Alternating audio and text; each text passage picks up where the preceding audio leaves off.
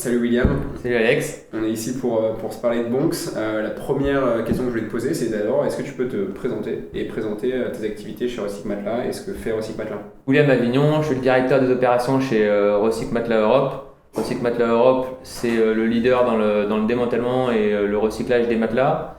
On a démantelé 27 000 tonnes de matelas l'année dernière et on en démantèle toujours plus. Le principe, c'est de recevoir des matelas sur 4 de nos sites de production et un en Belgique. Et on va en fait démanteler ces matelas, séparer les matières pour ensuite les valoriser auprès d'industriels. Est-ce que tu peux nous expliquer un peu le contexte dans lequel la question de l'ERP de production s'est posée? C'était quoi le contexte de production, vos problèmes et pourquoi cette question est survenue?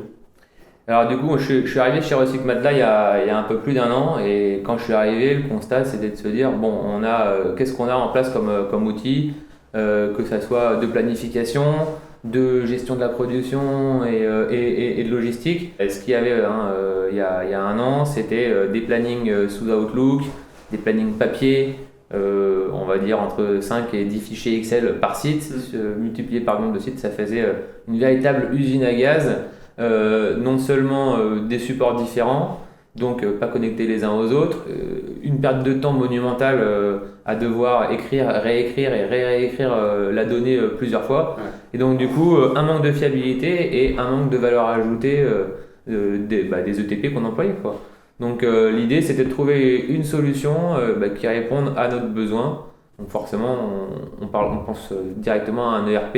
Et en même temps, je savais qu'un ERP, ça pouvait être quelque chose d'énorme, de très très difficile à mettre en place et forcément de très onéreux. Donc j'ai cherché une autre solution et c'est là que j'ai contacté Bonks parce que je connaissais les valeurs et les objectifs et je savais qu'ils arriveraient à répondre à ma problématique qui était de la mise en place d'un outil pour une structure de taille moyenne. Ok, et les défis auxquels tu faisais face, c'était de niveau Recyc Matelas, c'était quoi? Vous étiez en croissance et il fallait libérer les opérations pour permettre d'augmenter le volume. C'était quoi un peu Qu'est-ce que vous avez débloqué au niveau opérationnel et business? Alors, il y en avait plusieurs, hein. Il y avait je perdais beaucoup de temps, un demi-ETP, par site, donc à la fin, ça fait beaucoup. Je perdais également en fiabilité de données. J'arrivais pas à utiliser la donnée qui était la mienne. Donc, ou alors, il fallait que je repasse énormément de temps si je voulais, par exemple, sortir des stats, des indicateurs qui soient fiables et qui soient vraiment facilement exploitables. Tu as ces problèmes-là, tu trouves Bonks, vous vous engagez sur un premier déploiement avec Bonks. Comment tu as trouvé les équipes Bonks pendant le déploiement? Est-ce que les gens étaient disponibles? Comment ça s'est passé? Alors j'ai trouvé que c'était une très belle expérience. Le premier contact c'était sur notre site de Gargenville où les équipes sont venues. Après un premier coup de téléphone, on a fixé un rendez-vous dans la foulée. Ils sont venus sur site et moi ce que j'ai trouvé magique c'est les étoiles un peu dans les yeux des équipes qui sont à la base des fabricants de solutions informatiques et puis devant l'usine, devant les machines, tellement intéressés par le process, par le mode de fonctionnement et puis par tout le potentiel que ça pouvait apporter.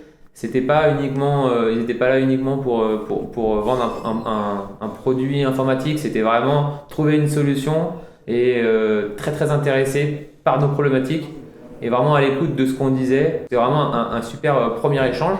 Et puis je me suis pas trompé, hein. C'était pas que de la façade, hein.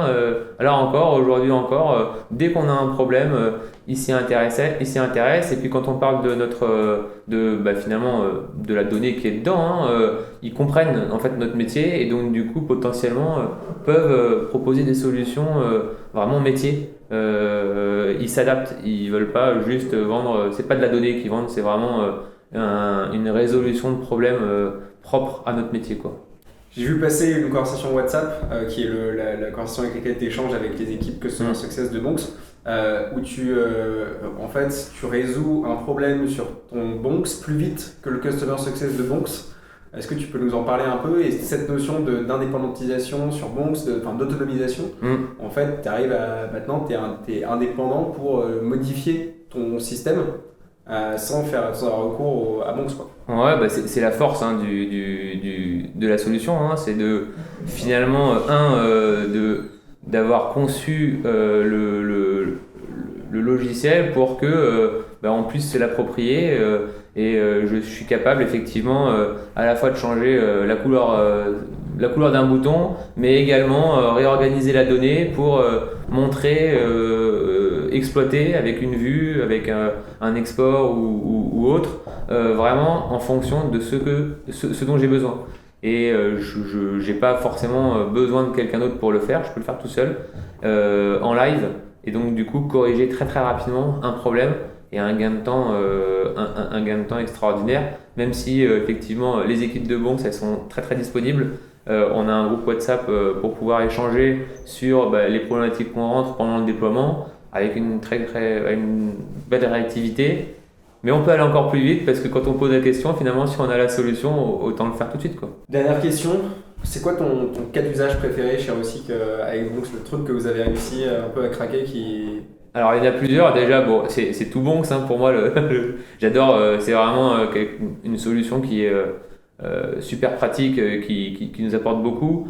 Ce que je trouve bien, c'est qu'effectivement on avait un problème d'arriver à récupérer de la donnée qui était à l'extérieur de l'usine, et on s'est dit que ça serait très difficile, et au final on n'avait même pas commencé encore avec Bonks, parce qu'ils avaient déjà craqué le sujet, et ça c'était le signal qui montrait que on allait y arriver, et même voilà, on arrive à aller chercher cette donnée, à l'organiser, et c'est un exemple parmi plein. Cette donnée, c'est la donnée des réservations de slots. C'est ça, voilà, c'est un planning qui est sur un autre site internet, et en arrivant à se plugger sur ce site, on arrive à le comparer avec notre planning et du coup à fiabiliser la donnée, et ça n'a pas de prix, quoi.